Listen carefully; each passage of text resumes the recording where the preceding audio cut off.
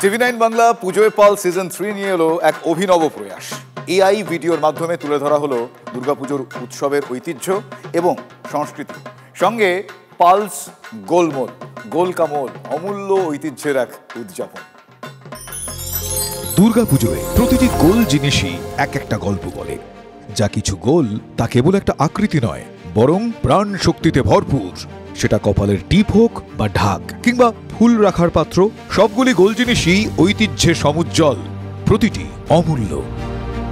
এই বৃত্তগুলির মধ্যেই অনুরণিত হয় পুজোর হৃদস্পন্দন, কপালের জ্যোতি, ঢাকের ছন্দ, ধনুচি নাচ, কলসের পূর্ণতা, রসগোল্লার মিষ্টতা, সবকিছুই গোলাকার, সম্পূর্ণ চিরন্তন, ঠিক ঐতিহ্যের মতোই। এবারের পুজোয় আসুন উৎসবের এই আকৃতি, ঐতিহ্য ও সংস্কৃতিকে উদযাপন করি। পুজোয় পালস সিজন 3 গোলকামোল উদযাপনের এটাই সেরা সময়, কারণ এক একটি গোল বা বৃত্ত নিছক আকৃতি নয়, বরং তার বাইরে আরো অনেক কিছু।